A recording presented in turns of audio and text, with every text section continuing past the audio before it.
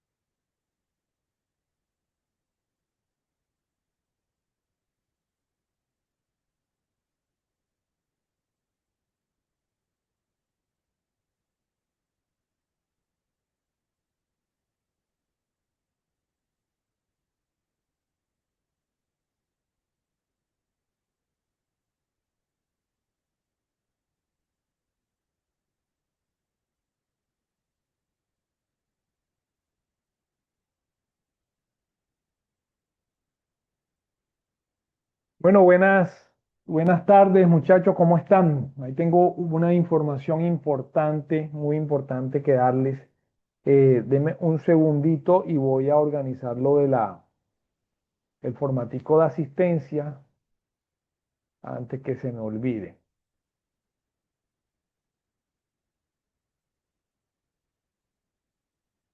¿Cómo lo instructor? Un segundito. Buenas noches, instructor Boris. ¿Cómo ¿Cómo está? va? Buenas noches. ¿Qué ha habido? ¿Cómo andan? Bien, señor. ¿Usted qué tal? Bien, bien. Aquí, pues saliendo ahorita que tuvimos reunión del equipo ejecutor. Y bueno, ahí les tengo una información que darles de parte de la coordinación académica. Ya les voy a, ya les voy a decir. Ok, denme un segundo.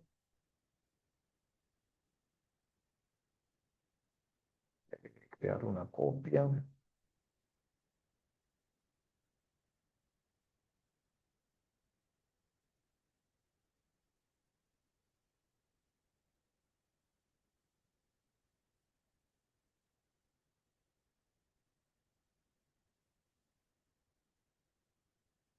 Hoy estamos a 9 de abril. Hoy hace ¿cuántos años mataron a Gaitán?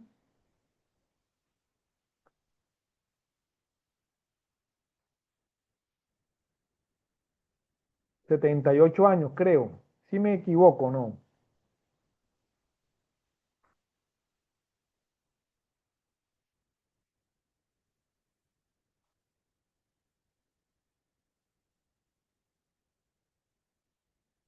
Cero nueve cero cuatro.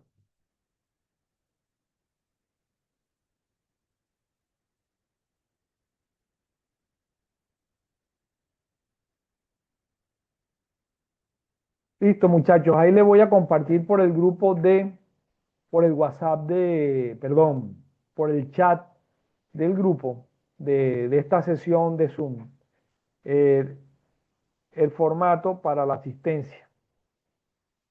¿Ok? Eh, bueno, ¿cuál es el objetivo de este encuentro? Uno, revisar a ver el tema relacionado con las últimas tres evidencias que tienen que ver con la competencia de la atención de incidentes. Básicamente, poder hacer el tema de identificación de los peligros que se encuentran presentes durante una actividad turística. Peligros que son propios de la actividad como tal para el guía y para el apoyo logístico de la actividad de turismo serían entonces unos riesgos relacionados con la actividad o con el trabajo que pueden ocasionar accidentes o enfermedades de tipo laboral o los accidentes que puedan sufrir los que participan o disfrutan de las rutas que nosotros estemos acompañando. ¿Ok? Entonces, eso vamos a hablar. Pero quería comentarles algo que es supremamente importante. Chicos, la fase de análisis está para terminar el 23 de, un segundito y confirmo, 24, viernes 24 de abril, o sea, exactamente en 2 semanas. ¿Ok? Eso implica que las evidencias deben estar subidas, todas las tres guías las evidencias de las tres guías de aprendizaje, la de todos los instructores, deben estar subidas a más tardar el 14 de abril, o sea, dentro de una semana, la otra semana el martes. ¿Esto con qué objetivo? Porque los instructores debemos evaluar todas esas evidencias, hacer la respectiva corrección y ustedes tengan chance de subir las correcciones y volverlas a evaluar para que el 24 cuando se haga el cierre todos estén completamente evaluados y no deban nada porque la posibilidad de cargar evidencias posteriores a esta fecha va a ser un poquito complicada y vamos a arrancar de una vez con la fase de planeación. ¿Ok? ¿Entendido? Entonces, bueno, ese es el afán, ese es el mensaje que le está mandando también la coordinación. Chicos, hay que ponerse pilas. Estaba revisando hace unos días y hay muchas evidencias pendientes por subir. Entonces, bueno, estamos sobre el tiempo. Entonces vamos a ponernos pilas con eso y vamos a trabajarle para que ya la otra semana podamos definitivamente ponernos a trabajar en evaluarles y ustedes puedan corregir lo que sea necesario corregir y que ojalá todos tengan todas las evidencias aprobadas y puedan pasar tranquilos a la siguiente fase. ¿Ok? Preguntas con respecto a ese tema de la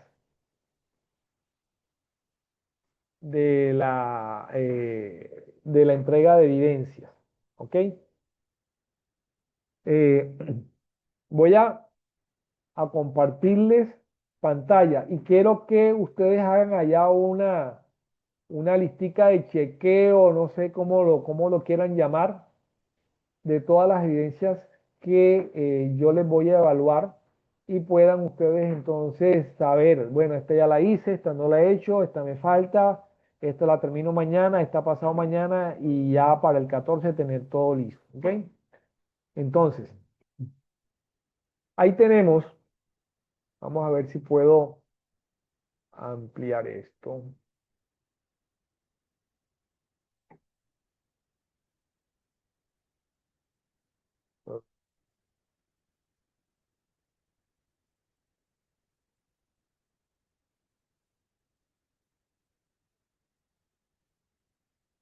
Bueno, entonces tenemos fase de análisis, las evidencias mías, eh, que vamos a revisar estos resultados de aprendizaje, ¿ok? Que tienen las siguientes evidencias. Uno, el organizador gráfico del patrimonio cultural y natural del país.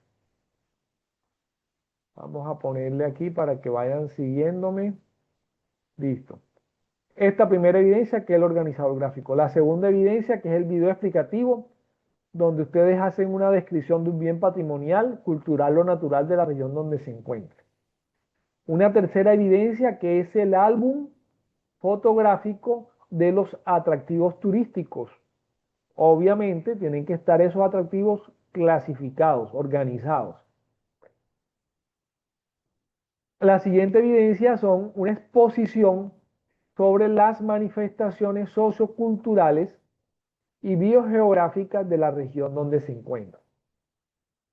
Y por último, de esta resultado de aprendizaje, el informe de cierre de la actividad, que realmente es una actividad para mí como sencilla, pero es de reflexión donde ustedes van a decir qué aprendieron, cómo lo aprendieron, qué dificultades tienen y qué pueden hacer para que se mejore el proceso de formación. ¿Listo? Y ahí vamos, vemos una, dos, tres, cuatro, cinco evidencias para el primer resultado de aprendizaje. Un segundo resultado de aprendizaje conmigo es describir características del destino de acuerdo con técnicas, potencial turístico y los componentes del patrimonio, tanto cultural y natural. Hay unas actividades y esas actividades tienen unas evidencias. La primera, una ficha documental y el registro fotográfico sobre atractividad turística del sitio visitado. O sea, ustedes hacen una visita, la planean y van a llevar el registro de lo que realizan ustedes en esa visita de ese sitio. Especialmente prestando mucha atención en aquellas situaciones que le impidieron realizar lo que tenían planeado. ¿Ok? Y una segunda evidencia y es el plan de narrativa. Ya con este hacen el cierre de todo lo que ve, de lo que tiene que ver con el desarrollo de la competencia, que es describir las características de un sitio. Ese plan narrativo es el bosquejo o la manera como ustedes van a hacer o cómo van a expresar o cómo van a relatar una historia o los acontecimientos que tengan que, perdón, los acontecimientos que tengan que ver con un sitio específico de ustedes, donde ustedes se encuentran. Lo pueden hacer como storytelling, como una historia lineal, haciendo análisis, iniciando por el final. Bueno, hay varias maneras y eso está descrito ahí en el material de formación. Y las últimas evidencias, las últimas tres evidencias, tienen que ver con atender incidentes. O sea, prever cuáles son las dificultades o los accidentes que se puedan presentar en un recorrido y anticiparse a eso. Para eso tienen que hacer tres evidencias. El estudio de caso sobre la responsabilidad civil del guía, hacer una infografía sobre cuáles son el papel que desempeñan y las funciones de los diferentes grupos de apoyo que pueden aportarle en los planes de contingencia de sus rutas y hacer un decálogo de la responsabilidad civil. O sea, cuál es la responsabilidad que ustedes tienen ante un turista que se encuentra expuesto a unas situaciones de riesgo que son propias del recorrido que ustedes desarrollan. ¿Ok? Estas son las evidencias que ustedes tienen que subir en Sajuna y que yo les voy a evaluar. ¿Preguntas hasta ahí?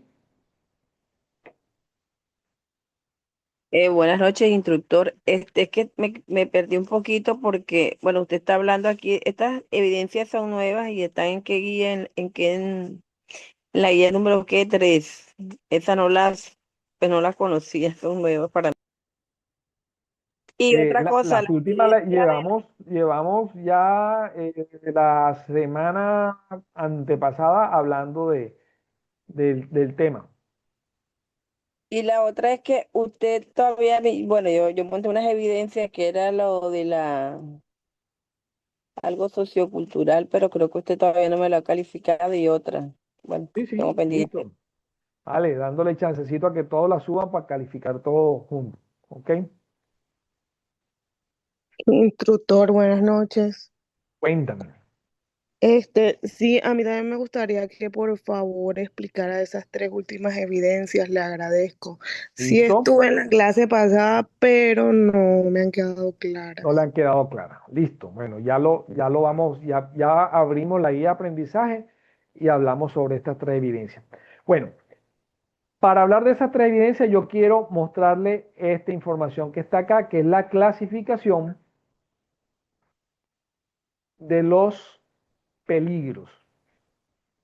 Ya, los peligros son aquellas situaciones, comportamientos o elementos que están en un sitio donde nosotros nos encontramos y que cuando estamos expuestos nos puede generar una situación o bien de enfermedad o bien de accidentes. La Guía Técnica Colombiana 45, que se conoce como GTC 45, es un manual para poder identificar los peligros, valorarlos, identificar el riesgo y mirar cuál es el impacto que tiene sobre la posibilidad de que se produzca o una enfermedad o un accidente. Y según eso nosotros podemos priorizar cuáles son aquellas situaciones que son prioritarias eh, para que sean intervenidas.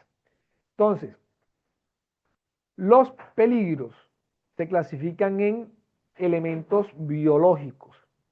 Es decir, biológico tiene que ver con vida, o sea, todos aquellos elementos que tengan vida. Por ejemplo, virus, ¿ya?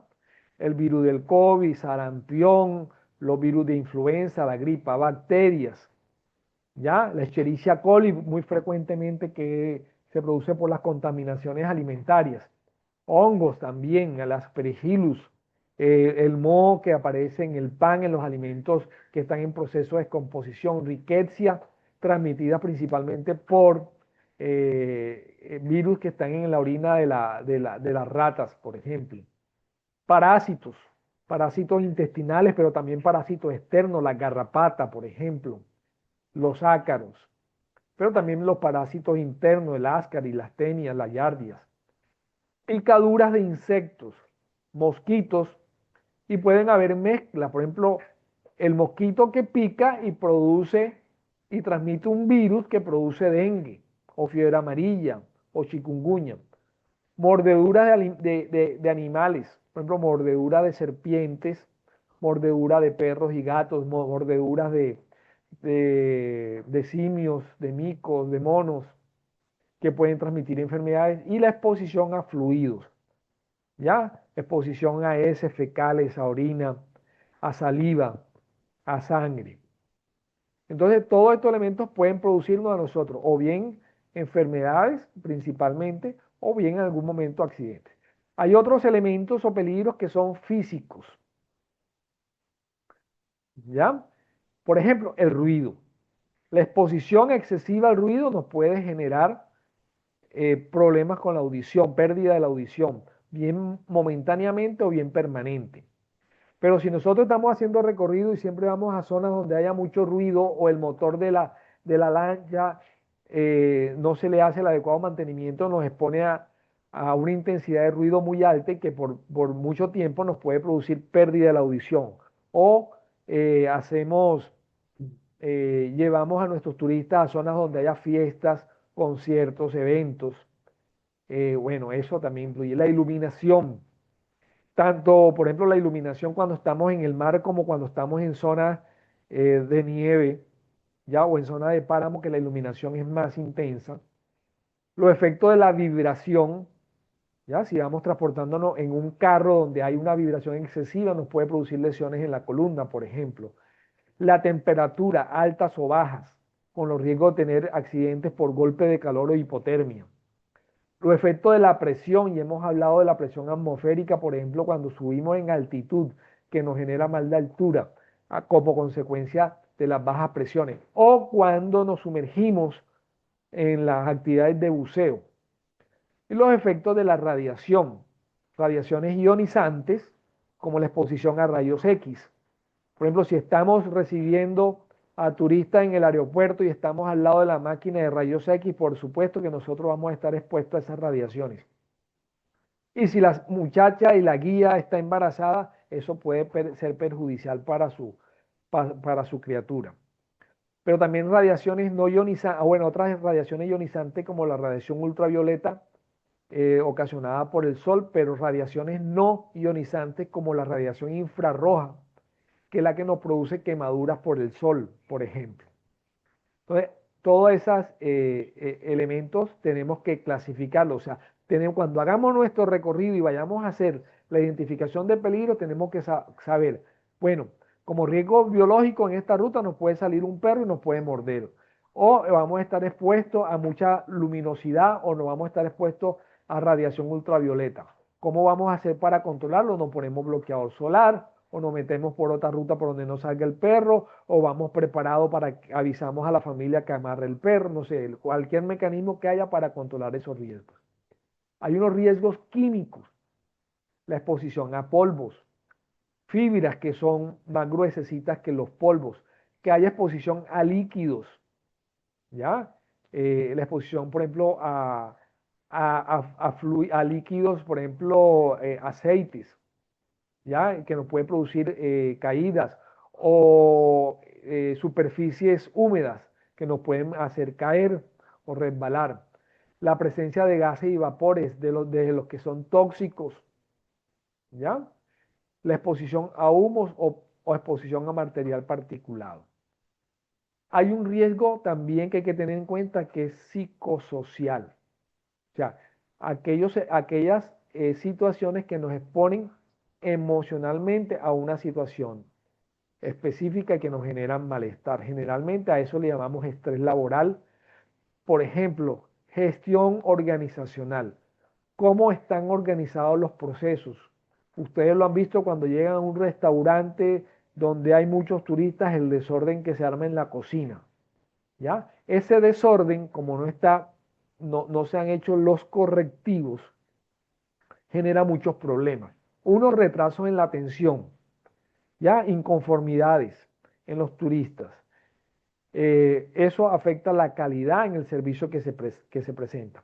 Pero también el acelere o que los que están en el área de la cocina no reconocen, no tienen claridad qué es lo que tienen que hacer o son multitareas, eso puede ocasionar accidentes, caídas, quemaduras con aceite o heridas con elementos cortantes. ¿Ok?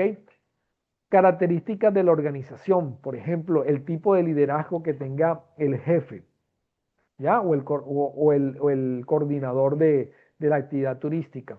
Si es un déspota, grosero, altanero, o si por el contrario es excesivamente permisivo, que no tiene control del equipo de trabajo. ¿Cuáles son las características de ese grupo? Si es un grupo que es colaborador, que hacen sinergia, pero por el contrario es un grupo que es conflictivo, ¿ya? O donde no hay colaboración, no hay cooperación. La interfase persona-tarea es cómo es la relación, por ejemplo, entre un equipo y la persona que lo opera, por ejemplo. Y nos ha pasado a nosotros en nuestras actividades de formación. No es que yo soy malo o mala en cuestiones de tecnología. Y eso me genera a mí de alguna manera un bloqueo que no me permite avanzar en incorporar en mis actividades todos los elementos tecnológicos, el computador, el sistema, el manejo de Internet. Eso genera un problema en la relación equipo-persona y hace que sea más difícil el trabajo que se vaya a realizar. ¿Ok? Jornadas de trabajo, ya, jornadas extenuantes que a veces tenemos que hacer, trabajamos más de 8 horas y porque a veces es necesario, porque si salimos en una ruta de 2 o 3 días tenemos que estar prácticamente 24 horas en función de la atención de nuestros turistas. Hay unos riesgos que son riesgos biomecánicos que tienen que ver con la postura. Por ejemplo, analicemos ahora mismo cómo estamos sentados. ¿Estamos realmente bien sentados con los pies en el suelo, la espalda erguida? ¿O estamos de manera incómoda? ¿Estamos sentados en una silla que no es adecuada? ¿Estamos acostados sobre el suelo, una hamaca, en la cama, con el celular alzado en la mano? ¿O estamos viendo el celular con el cuello completamente flexionado que nos genera dolor de espalda? Bueno, esos son elementos biomecánicos que nos afectan. Movimientos repetitivos, hacer siempre la misma actividad, como los que están en cadenas de producción que siempre ponen el mismo elemento en la producción de un elemento. Manipulación de carga, no que yo soy el super guía, entonces yo le cargo los morrales y las maletas a mis turistas porque para ganarme la propina. Y resulta que estamos alzando más de 20 kilos y esos más de 20 kilos nos va a terminar con unas lesiones de espalda que ni toda la propina que le hayan dado le va a alcanzar para sentirse bien. Hay condiciones de seguridad, por ejemplo, condiciones mecánicas, ¿ya? Una máquina, por ejemplo, una moto que está inadecuada y donde la persona esté expuesta a que pueda meter el pie en la cadena, o instalaciones eléctricas inadecuadas en el sitio donde están que pueden producir un cortocircuito o una quemadura o una electrocución. Los riesgos de seguridad locativos que tienen que ver con el desorden.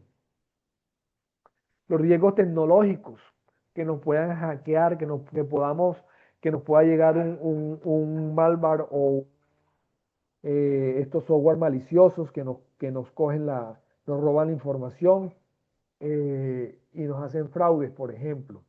Riesgos, condiciones de tránsito, por ejemplo, no hay buena señalización en la vía, las vías están en mal estado, todo eso puede producirnos accidentes. Riesgos públicos que tienen que ver precisamente con esas situaciones de inseguridad, ya que nos puedan robar, atracar, secuestrar o que estemos en zona de conflicto. Y riesgos relacionados con alturas que se mezclan junto con esos riesgos físicos derivados de la presión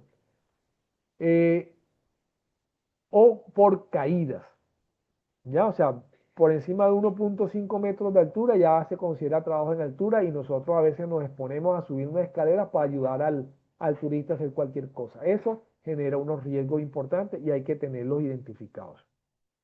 Y el trabajo en espacios confinados, por ejemplo, las actividades de turismo en cavernas y cuevas, o hacer inmersiones en espacios estrechos, o trabajar en tanques cerrados.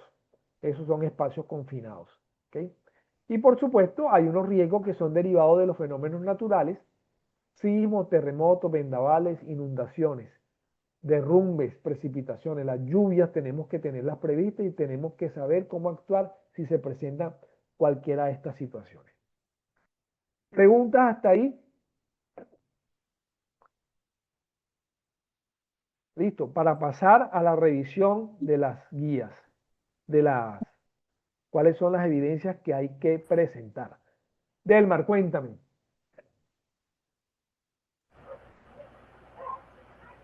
Instructor, buena noche para todos. Yo quería como aportar algo. ¿Sí me escucha bien? Sí, señor, perfectamente. Ok, era el tema del riesgo biológico. ¿Sí? Digamos que esa parte, más que esto, como trabajamos en una zona trópica, donde hay presencia de cualquier cantidad de riesgo biológico por alguna infectación de vectores y eso, la primera acción que tiene que recorrer uno para empezar, si ve un brote, si hay una actividad de contagio en esta zona, el conducto regular sería Secretaría de Salud Departamental o cuál ente territorial le tiene que apoyar a uno en ese tema. Bueno, eso es como el interrogante, y lo otro es que tener mucho cuidado y mucha precaución, porque pues corre, de hecho ahí está el tema de la responsabilidad civil del guía también, ¿no? Informarse, estar como previsto a tomar acciones a algún tipo de brote, algún tipo de anomalías en temas de salud pública, para no tener el percance de alguna incidente en esta zona con respecto al riesgo biológico, porque pues ya esto es, o sea, esto no lo puede uno determinar, ni lo puede uno medir, ni lo puede uno controlar. Un brote, por ejemplo, de leishmaniasis, que fue lo que se presentó en una zona específicamente. Entonces ya esas cosas uno no las puede controlar, pero sí puede estar en control, digamos, más bien como alerta de tomar medidas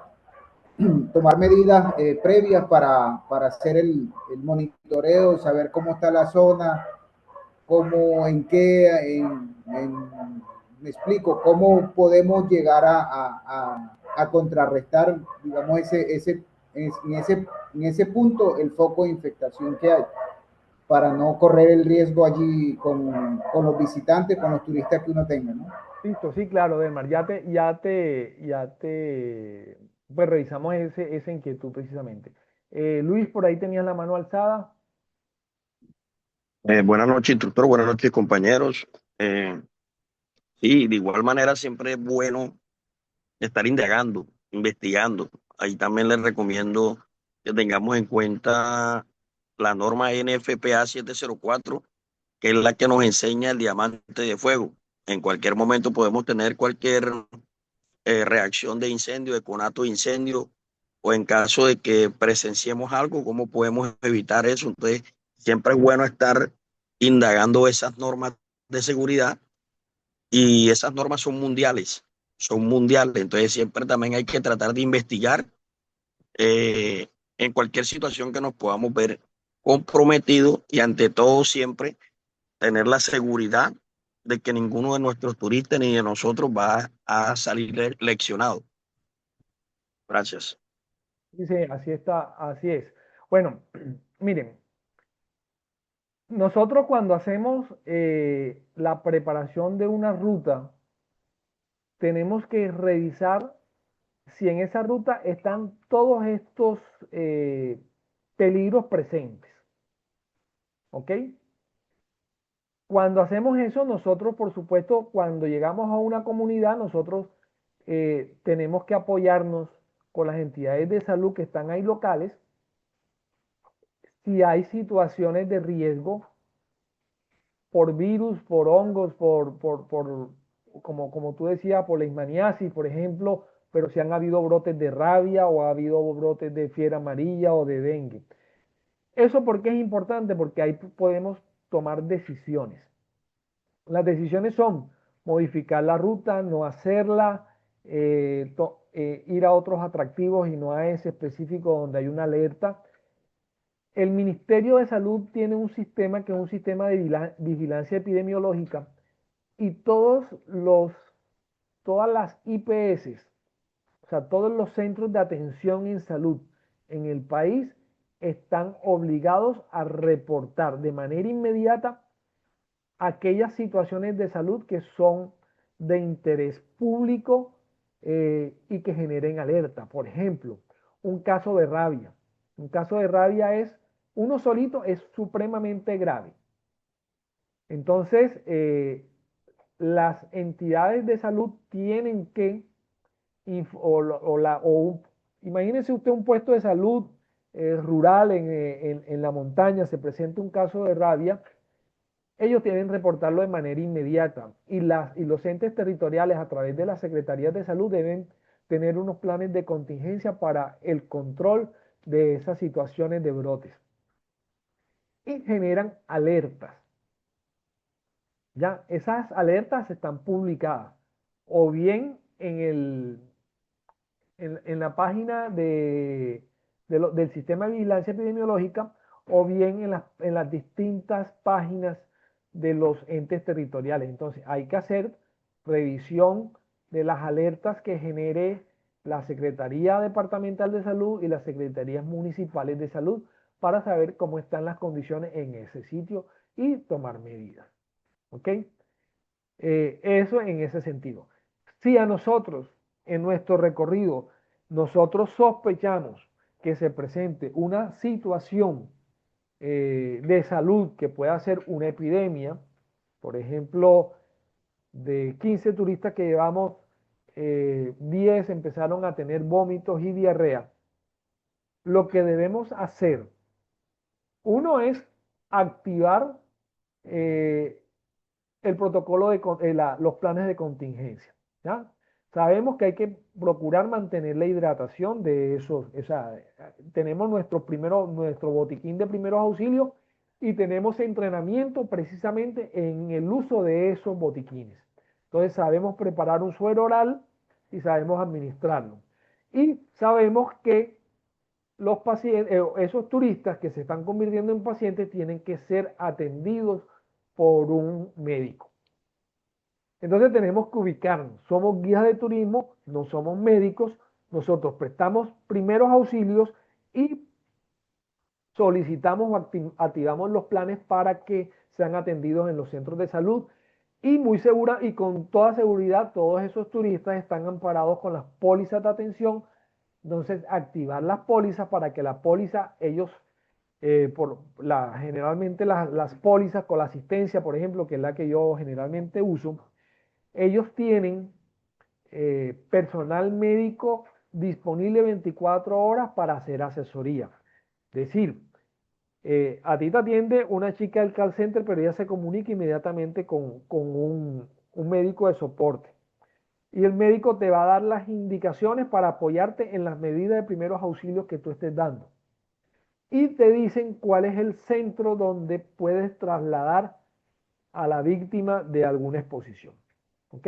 Me pasó hace como unos 3, 4 meses en una visita que hicimos aquí en una de las playas que se llama Caño Dulce, playa de Tubará Atlántico, y una de las turistas estuvo expuesta al contacto con una medusa, una guamala. El dolor era muy intenso, se le prestaron los primeros auxilios, que básicamente es limpieza y aplicación de hielo.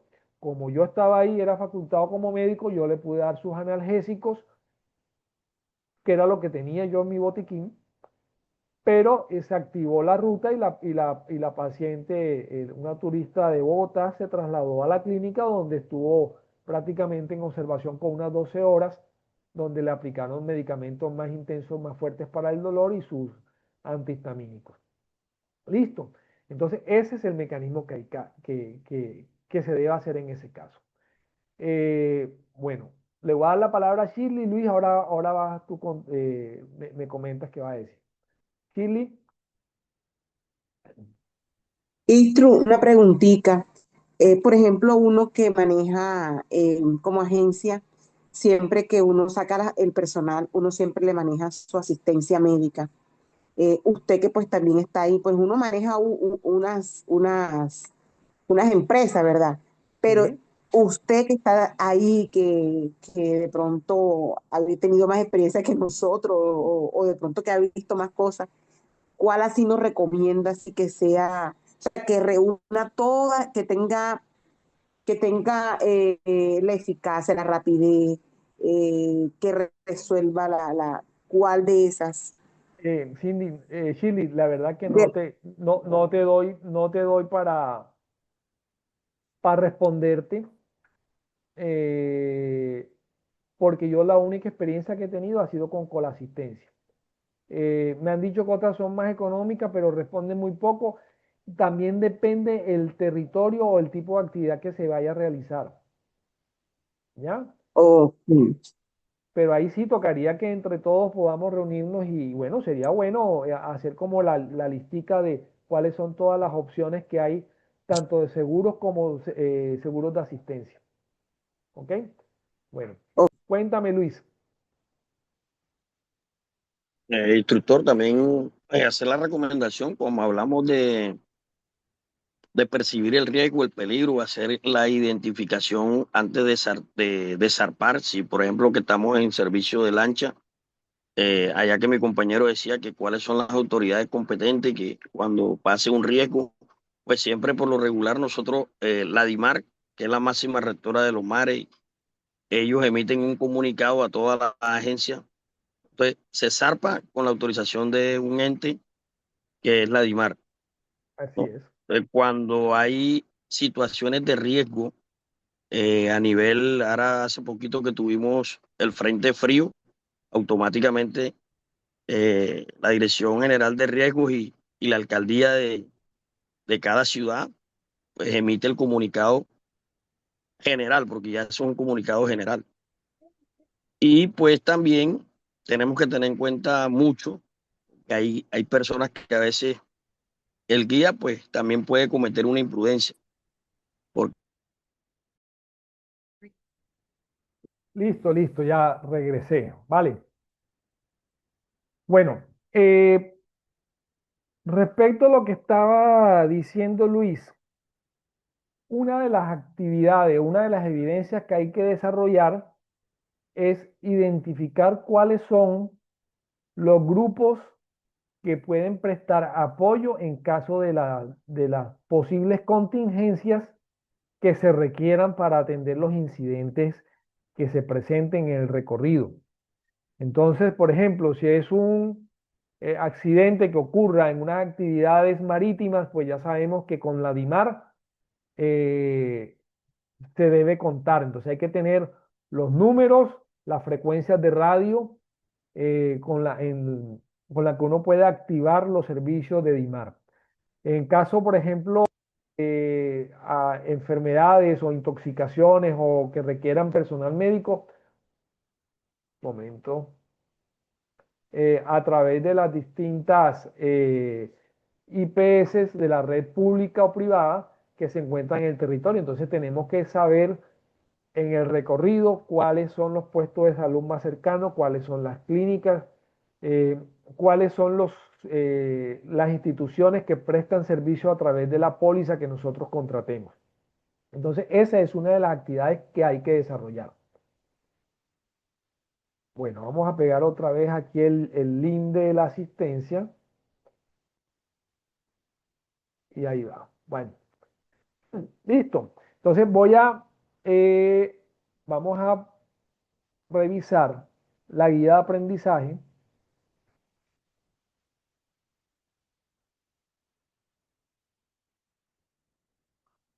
Listo, un segundito.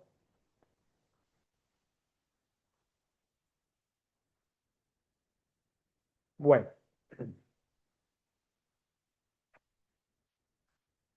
Y vamos específicamente a las tres evidencias que están pendientes y con esto damos nosotros por terminado para que ustedes suban porque la otra semana ustedes están en actividades presenciales. Entonces ya hay que darle forma para el cierre de esta fase de análisis. Bueno, listo. Esta primera evidencia se llama estudio de caso de responsabilidad civil. Listo, entonces hay un caso concreto que ocurre en áreas naturales protegidas, ¿ya? Y ahí ocurren ahí se realizan una serie de actividades turísticas, ¿ya? Se realizan actividades de aventura, deportes de alto riesgo, actividades de naturaleza. Entonces ahí va a ocurrir una serie de situaciones que ustedes tienen que leer cuál es precisamente ese caso y tienen que desarrollar una serie de básicamente la identificación de los peligros que se van a desarrollar según las distintas actividades que se desarrollan en ese sitio. ¿Ok? Entonces, ¿qué tienen que hacer? Cuando lean el caso van a responder las siguientes preguntas. Uno, ¿cómo considera el panorama del desarrollo turístico en un área protegida según lo muestra el estudio del caso? Allá está el caso, tienen que leerlo y ustedes van a decir, van a dar su opinión si si las actividades de turismo que están ahí son seguras o no son seguras, o por supuesto, a pesar de que haya situaciones de peligro y de riesgo elevado, ¿hay control o no hay control? Les aclaro para que ustedes tengan presente algo. Todas las actividades humanas llevan inherente la exposición a un peligro. Así sea turismo de descanso, de reposo, de relax, ¿ya? Donde se van a poner, sus clientes van a estar hospedados en un hotel 5 estrellas, un resort súper cómodo, seguro y todo eso, y solamente van a estar de la cama al salón de spa, ¿ya? Pero ahí Profe, puede una ser, preguntita. ¿sí? Ahí también hay peligro. Riesgo de caída, riesgo de exposición a animales, riesgo de quemaduras, riesgo de atracos, ¿ya? Entonces hay que identificarlo. ¿De qué manera? La segunda pregunta que van a responder es, ¿de qué manera impactan los riesgos y las amenazas presentadas en el caso al guía de turismo? ¿Ok? Les aclaro tres conceptos. ¿Ya? El peligro, que es la situación, el comportamiento o las condiciones que cuando uno está expuesto puede generar un accidente o una enfermedad. Por ejemplo, un hueco en el piso. Eso es un peligro. Seguimos hablando de la evidencia 1. La evidencia 1, sí. Entonces, porque aquí están hablando en términos de amenaza. Oye, entonces quiero que quede claro qué es la amenaza. Riesgo es la probabilidad de que el peligro me produzca una lesión o genere un accidente. Es decir, si el hueco es pequeño, la probabilidad de que yo me caiga en ese hueco es pequeña. Si el hueco es muy grande, por supuesto que la probabilidad va a ser mayor. Si el hueco está en todo el camino, la probabilidad de que alguien se caiga es más grande, pero si el hueco está a un lado del camino, es menos riesgo, ¿ok? Si el hueco no está señalizado, más riesgo que se caiga. Pero si el hueco está señalizado con un aviso y separado que diga, ojo con este hueco, la probabilidad de que alguien se caiga es menor. ¿Ok? Entonces, el riesgo varía a pesar de que esté el mismo peligro. Y lo otro es lo relacionado con la amenaza. La amenaza son aquellas condiciones generalmente medioambientales que pueden traducirse en una catástrofe natural. Por ejemplo, si nosotros vamos a una población construida en la ladera de una montaña y zona de lluvia y hay riesgo de movilidad de esa tierra, la amenaza de que haya un derrumbe es alta. ¿Ok? Entonces, aquí en ese segundo punto van a decir cómo impactan esos riesgos y esa amenaza en la actividad que está realizando el guía. Tercero, ¿cuáles considera son las principales dificultades del servicio de guianza en estas áreas? Tienen que leer el caso. ¿De qué? Cuarto, escoja 5 de las consecuencias o estragos causados en los turistas a partir del desarrollo de las actividades en dichas áreas y aplique los protocolos y normativas para resolverlos desde la posición del guía de turismo. Es decir, yo voy a hacer una actividad de senderismo, ¿cierto? Mi actividad la voy a hacer a las 10 de la mañana. Estoy en un recorrido por los parajes de Bosconia. ¿Cuál es la probabilidad de que ocurra un golpe de calor o una quemadura por exposición a la luz solar? Alta, ¿cierto?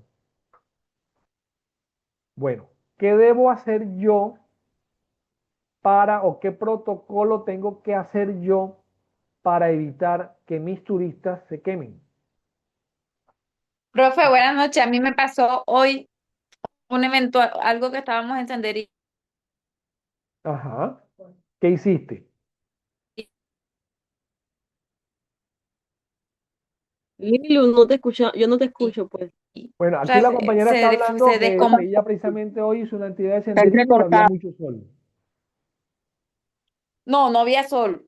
No No había había sol sol. porque está lloviendo, o sea, están las nubes bajitas ahí. Ok. Estabas con otra amenaza, o sea, una amenaza de tormenta, ¿cierto? ¿Me equivoco? Anemia y no sabía. ¿Qué No pasa te, en ese caso? no te Si escuché, una Kenny. persona tiene una enfermedad base y se pone a hacer senderismo y no sabemos. ¿Se acuerdan una evidencia que les puso a hacer la instructora Elvia que hace referencia a la caracterización o el perfil del turista? Sí, Ok.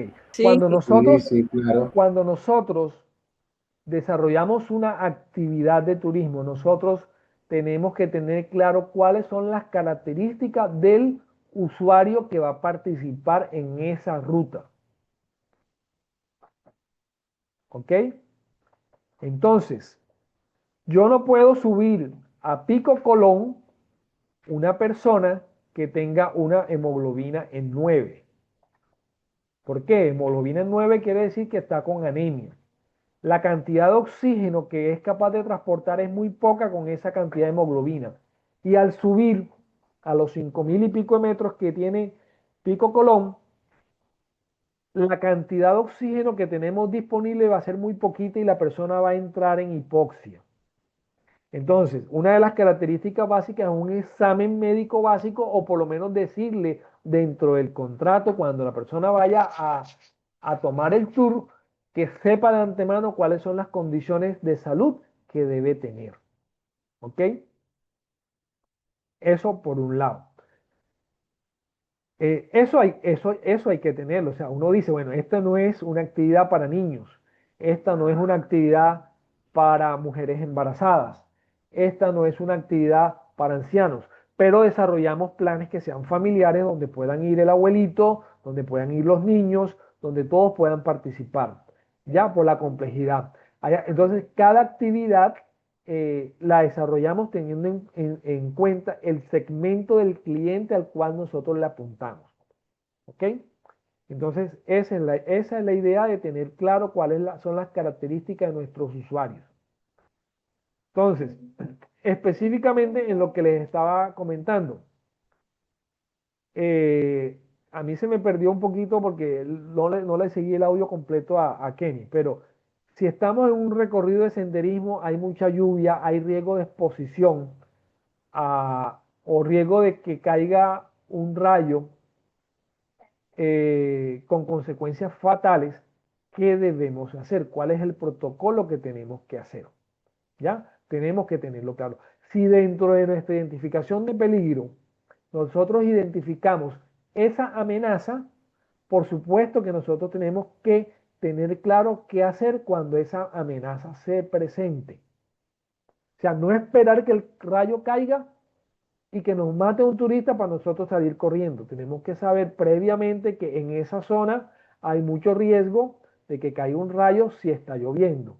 Entonces, si se presenta esa condición atmosférica, ¿cómo hago yo? Uno, hacer la previsión, hacer la revisión de la previsión meteorológica a través de las herramientas de tecnología que hay. Segundo, saber qué hacer en caso de que presente una tormenta, cómo voy a hacer, a dónde voy a bajar, para dónde corro. Y tercero, qué hacer en caso de que sea inminente que pueda caer un rayo, o sea, el manejo de la prevención de ese accidente. ¿Ok? Entonces, eso hay que saberlo y tenerlo claro y documentado. El quinto punto, la quinta pregunta que van a responder es, en caso de querer realizar un turismo responsable en estas áreas, o sea, en la área del caso que está ahí expuesto, ¿cuál sería la mejor manera de hacerlo? ¿Qué medidas tengo que tener? ¿Qué debo saber? ¿Qué elementos debo tener a la mano y que deba saber usar? ¿Cuáles son los protocolos o los planes de contingencia que debo tener en caso de que algo se presente y saberlos activar? De todas esas cosas, pues hay que tenerlas ahí presentes. ¿Qué haría desde su rol de guía para mejorar el comportamiento de los turistas en esta zona? Salimos con turistas que se emborrachan, sabemos con turistas que son groseros, salimos con turistas que están en condiciones, entonces ¿cómo manejamos nosotros esa situación? Sabiendo que además el guía de turismo tiene una actividad de liderazgo y además de sus responsabilidades que tiene ante ese grupo. Entonces ustedes van a hacer entre hoy y mañana, ¿ya? Van a responder esas preguntas teniendo en cuenta las normas APA y van a hacer en formato PDF o Word y lo van a subir aquí y queda eso listo para que yo lo evalúe y le ponga y les aparezca una A. ¿Listo?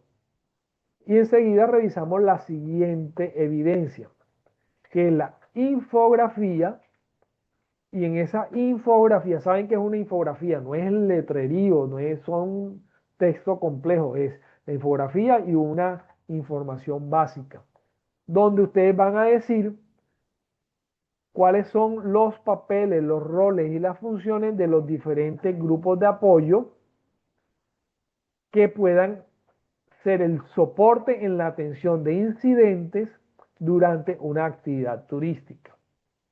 Y aquí hablamos, por ejemplo, con la asistencia, ¿cierto? Como una entidad de apoyo. Hablamos de la DIMAR también. Pero entonces tenemos que revisar cuáles son las otras entidades que están ahí. ¿Ya? Además de las que voy a decir, van a investigar unas cuantas más. Perdón, por dónde ahí moví esto. ¿Ok? Tenemos defensa civil, esa es obligatoria. Tenemos Cruz Roja, tenemos Policía Nacional. ¿Por qué? Porque sabemos que entre los peligros están el peligro público. Entonces nosotros tenemos que tener los teléfonos de la Policía Nacional, de la Profe, SIGIN, profe, del disculpe, GAULA. disculpe, Dígame. disculpe, ¿será que me pueden repetir después que pasó la pregunta? Ya le digo. Repetir, después de la sexta, profe. De la pregunta sexta. Listo, mira. No, La después de pregunta la sexta sexta, decía que después de la harían sexta que ya el empezó a hablar de litografía. Ok. Apenas hicimos la pregunta sexta, dije que iban a hacerlo entre hoy y mañana y lo iban a subir enseguida para evaluarlo y pasamos a la siguiente evidencia, que es la infografía. ¿Listo? Acuérdense, léanse el material de formación. ¿Ya? Aquí dice, consulte la información correspondiente a los roles y funciones del grupo de apoyo frente a los riesgos en la actividad turística. ¿A quién le avisamos si sentimos un temblor? ¿A quién le avisamos si vemos que hay un incendio forestal o un conato de incendio? ¿A quién avisamos si hay un enjambre de abejas? ¿A quién avisamos a quién le informamos si vemos un grupo armado sospechoso? ¿Ya? Entonces, eso debemos tenerlo claro y para eso es la infografía. Van a ordenarlo y van a hacer esa información a través de las distintas herramientas que puede ser Canva, Infogram, Pictocar, cualquiera de esas. Suben esa imagen, ya que va a tener seguramente, o sea, ¿cómo lo haría yo? Yo pondría, por ejemplo, el logo de la Cruz Roja, cuál es la función del logo y en qué actividades o en qué situaciones de emergencia me apoyaría a mí la Cruz Roja y le pondría el teléfono de la Cruz Roja en mi región. Defensa Civil, lo mismo. ¿Ya? El logo de la Defensa Civil, cuáles son sus funciones y en qué me pueden apoyar. Ejército, policía y las distintas especialidades de policía, policía de turismo, el GAULA, policía de tránsito, ¿cierto? Acuérdense que hay un peligro que es un peligro de tránsito, o sea, si hubo un accidente, ¿a quién voy a llamar? Si hay víctimas, ¿a quién llamo? Además de entidades que sean privadas, por ejemplo, con la asistencia, las distintas clínicas que están en la región. Pero hay otras entidades que además de que vigilan, supervisan y son las autoridades en ciertas áreas, entonces, ¿cuál es la autoridad en los parques naturales? ¿Cuáles son las autoridades en el mar? ¿Cuáles son las autoridades en los ríos y ciénagas? ¿Cuáles son las autoridades en alta montaña? Eh, entonces, bueno, esa es la idea de hacer esa infografía. Tengan en cuenta que el grupo o el apoyo nosotros lo vamos a solicitar dependiendo la situación que se haya presentado. Es decir, si hubo un temblor con casas caídas, con personas atrapadas, ¿a quién voy a llamar? ¿A quién o sea, qué grupo voy a activar para que la respuesta sea rápida? ¿Ok?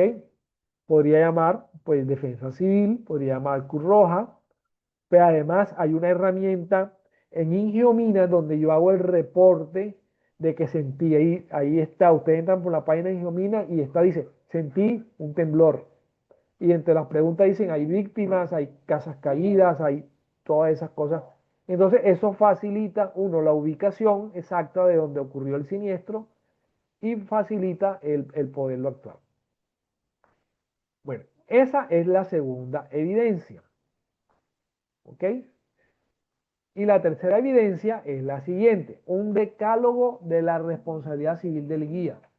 ¿Qué es un decálogo? Son 10 premisas, 10 puntos. ¿Ya? Como los 10 mandamientos que entregó Dios a Moisés en el monte Sinaí. ¿Ya? Eso es un decálogo. Entonces ustedes van a coger en ese decálogo y cuáles van a decir cuáles son las responsabilidades. ¿A quién va dirigido ese decálogo? Piensen ustedes a quién se lo van a dar. O sea, usted le va a entregar ese decálogo a sus turistas.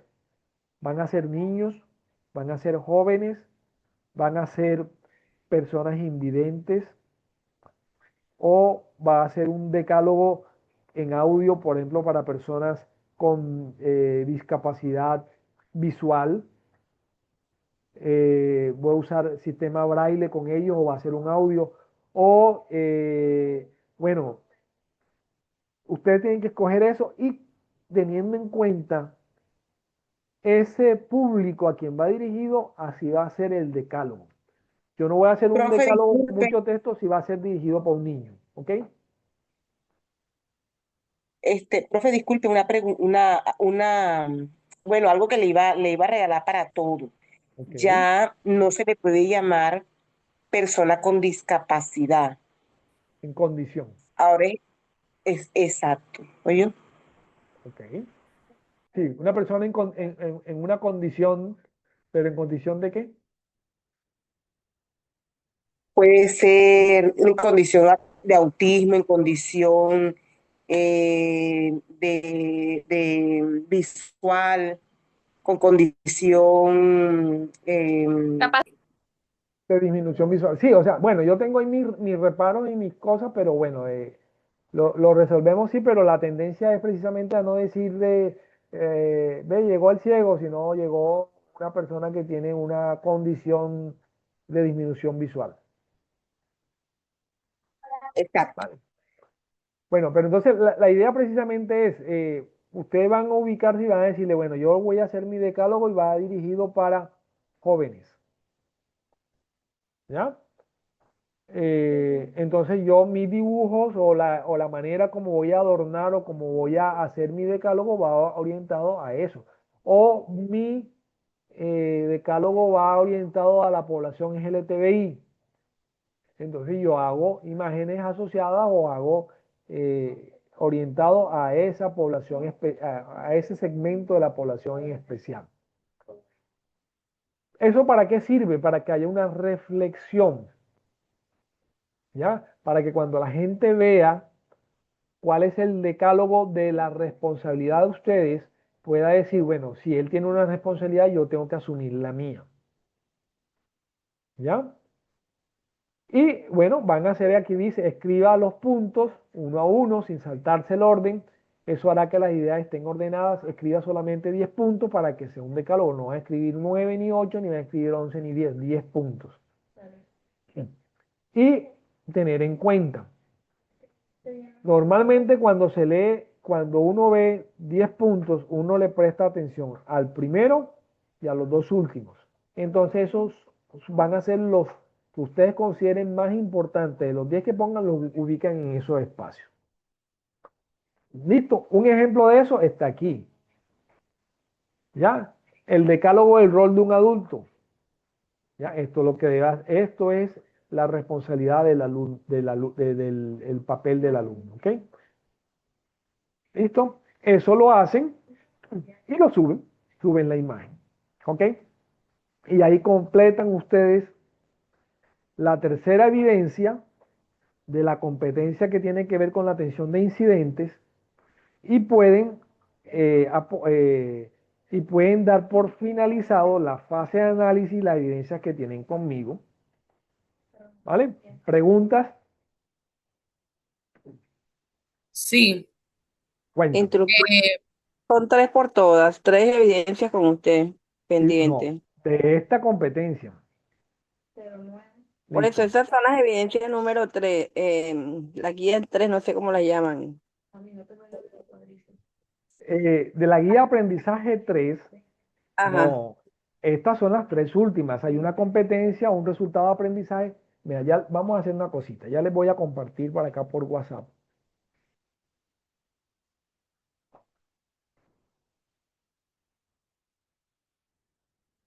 Vamos a ver Consulta. ya, Conecta. ya se los paso. Denme un segundito. Déjame buscarlo. Instructor, Dígame,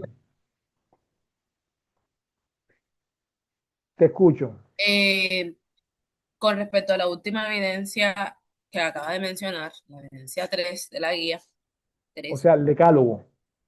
el decálogo, sí. Puede ser acerca de cualquier tema referente a ese tema de lo que necesita saber no, lo que necesita saber el guía no. Ahí decía Es o sea, el decálogo hace referencia a la responsabilidad. responsabilidad que tiene el guía. ¿Ya? Pero, o sea, la responsabilidad del guía, pero dirigido al turista. Es decir, ahí Al, usted nos al, puso un ejemplo. al grupo, a la población a la que ustedes quieren decirle. Por ejemplo, ustedes van a hacer un tour orientado para solteros y solteras, ¿cierto? Dentro del recorrido ustedes identificaron unos riesgos, unos peligros. El peligro es que haya consumo de sustancias alucinógenas, ¿ya? Que pueden terminar en unas situaciones de orden público, ¿ya? Entonces, es responsabilidad del guía avisar a las autoridades cuando identifiquen que alguien está consumiendo sustancias alucinógenas. ¿Ok? ¿A qué autoridad? A la policía de turismo. Eso tiene que saber el guía. Entonces, decirle dentro del rol, dentro del papel, la responsabilidad del guía es informar cualquier situación de riesgo, como consumo de sustancias alucinógenas, como el tema de abuso a menores, o que haya exceso consumo de alcohol, ¿ya?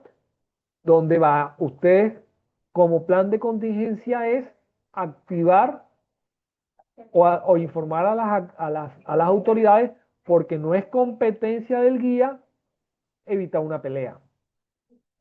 ¿Ya? Tú puedes mediar, pero cuando las cosas se salen de control porque hay sustancia alucinógena, porque hay alcohol, a veces sale complicado y es mejor llamar a la policía. ¿Ok? Entonces, en ese caso, pues sí, hay que pedir, el turista tiene que saber cuál es la responsabilidad de ustedes y cómo van a actuar ustedes en ese, Y en ese contexto. instructor, también se podría, por ejemplo, colocar ahí los excesos de velocidad, ¿verdad? Claro, es Sí se que puede. acuérdate la imagen, yo les voy a ponerles aquí en el WhatsApp. Denme un segundito. Instructor, Dígame. las evidencias, bueno, las suyas, quiero que me quede bien claro cuáles son porque tengo una confusión aquí con lo de biología también. Listo. Entonces, Las esta que evidencias mías dice, se las acabo de montar en el WhatsApp. yo estoy aquí en mi computadora en el momento y estoy viendo mapa conceptual donde se definen los componentes de la narrativa. Esa evidencia es suya. Ese no. Bueno, alguien que Ese, me diga de eso, quién hubo- es esa eso hubo una evidencia. confusión al comienzo cuando iniciamos. Yo la había dado, pero esa de la instructora Elvia.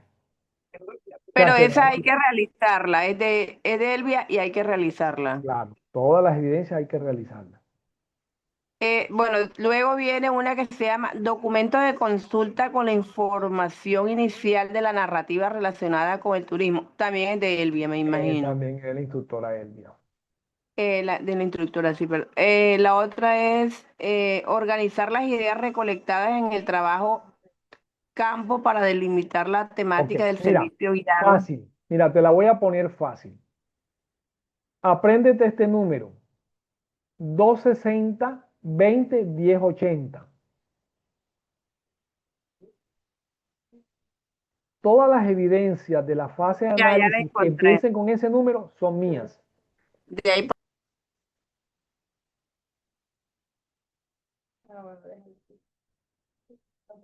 ¿Ok?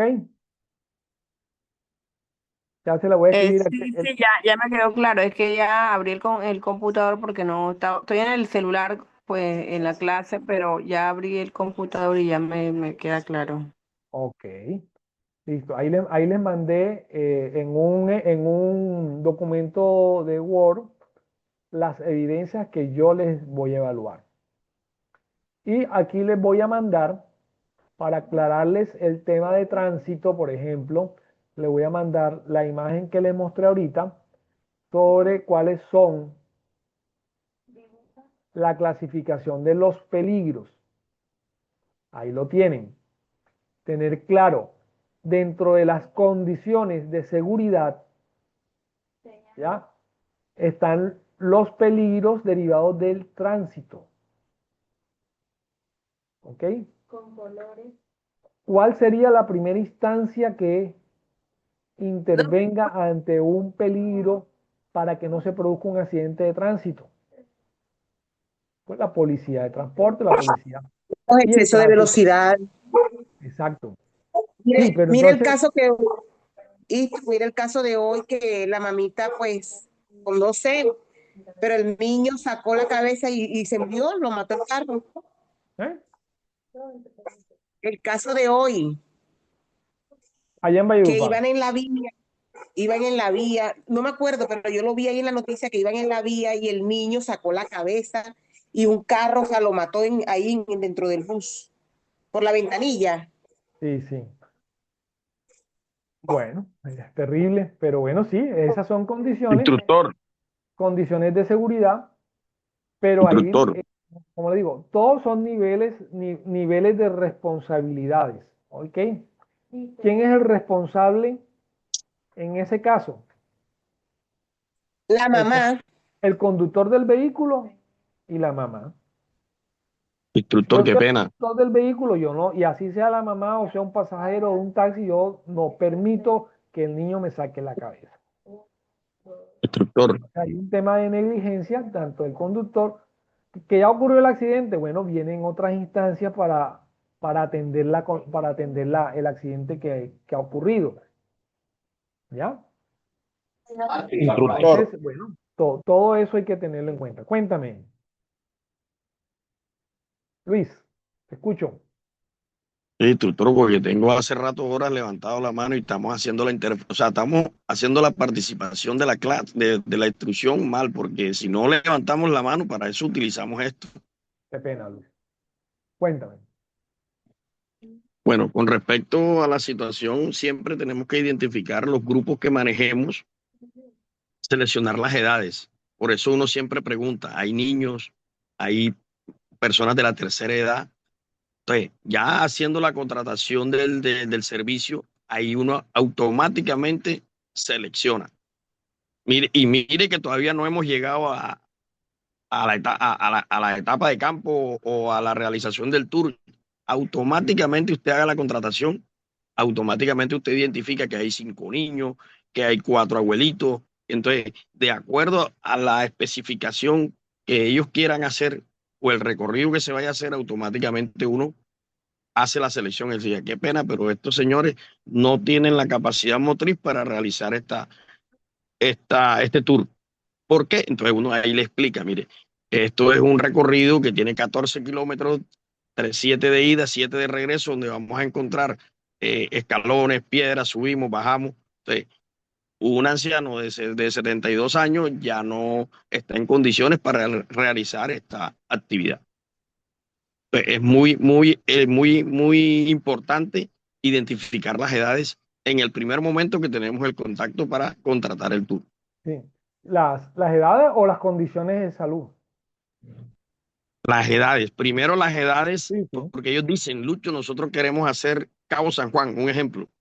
Automáticamente, como yo soy conocedor del territorio, yo les digo que eso no es un tour para hacérselo a los abuelitos, porque el tour exige esto, tiene este recorrido con estos obstáculos y ellos no tienen edad para hacer ese recorrido. Así es. Eso es lo que se llaman controles administrativos, o sea, controles que se hacen antes de que haya la exposición al peligro. ¿Ya? O sea, tú estás haciendo un control administrativo y así debe ser. Exactamente. Otra, la revisión, como le decía, la revisión de las lanchas, la revisión de los vehículos antes de iniciar el tour, que tenga el equipo de carretera, que las llantas estén bien calibradas, que tenga el conductor pendiente, porque el conductor, hay veces hay conductores que van en estado de embriaguez y el guía no se percata. Así. Entonces, todas esas condiciones hay que tenerlas en cuenta cuando uno va a realizar un trabajo de campo. Total, total. Y todas esas acciones que tú realizas, las haces porque tú tienes claro cuáles son los peligros que van a estar presentes en la actividad. Y priorizas. Por supuesto Exactamente. que si tú haces un recorrido en lancha, pues el riesgo más grande es que haya un accidente por inmersión. Entonces, como consecuencia de qué? Del mal estado de la lancha o del mal estado del tiempo. Entonces, tú priorizas y haces énfasis precisamente en lo que es más probable que pueda ocurrir. Porque tú no te vas ¿cómo es? A esforzar por cosas que sean poco probables. Por ejemplo, poco probable que caiga un meteorito. Entonces, ¿cómo sobrevivimos a un meteorito? No, listo, sí, puede ocurrir, pero más probable que haya un mar de leva, que por los vientos o por el oleaje tengamos un accidente en la lancha. Entonces, supongo yo que también cuando hay ciertas condiciones, escogemos cierta lancha u otra. Me imagino que no es lo mismo una lancha con cierto tipo de motor que una canoa. O sea, son cuestiones técnicas que ya sabrán específicamente los que manejan el tema. ¿Ya? Por eso es importante conocer el tema. O sea, no es cualquiera el que va a manejar una lancha, quien va a navegar ahí.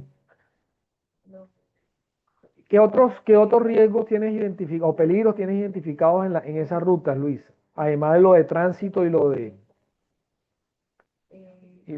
los peligros en tema de navegación. Bueno, el riesgo de deslizamiento de tierra, muchas veces llueve en la parte alta de la sierra y perjudica prácticamente las actividades que se realizan, como el tubing. Por ejemplo, hace poquito estuve en Don Diego y la noche anterior había llovido, entonces estaba totalmente revuelta el agua. Exacto. A veces emitimos señales de la parte alta donde nos dicen saquen la gente porque está lloviendo arriba y usted sabe que la mayoría de las veces eso no da aviso. Eso cuando viene de allá arriba automáticamente hace un desastre. Exacto. Entonces Entonces, es muy importante tener en cuenta claro. esos riesgos. Y eso lo conoce el que conoce el territorio, o sea, saber cuáles son los sistemas de alarma que tiene una población, ¿ya? ¿Cuáles son la oficina de atención de desastre? ¿Ya? Y cómo en cada municipio deben tener una dependencia precisamente para que sean ellos quienes tengan activados los mecanismos de alerta. Si entran en la página de el IDEAM, por ejemplo, ahí diariamente están ahí los mapas de alerta. Ya, mapas de deslizamiento, mapas de inundaciones, o sea, todas las situaciones de emergencia que puedan derivarse por cuestiones meteorológicas están ahí. Hay que aprender y siempre tomar la costumbre de revisarlos antes de hacer un recorrido. ¿Listo? ¿Alguna otra preguntita o opinión, comentario?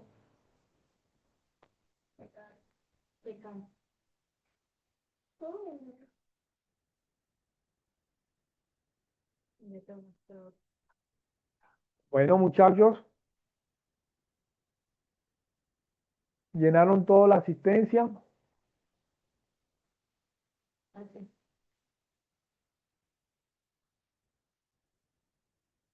Aló, ¿me escuchan? Hola, hola, hola. Aló. Anda, se me trabó.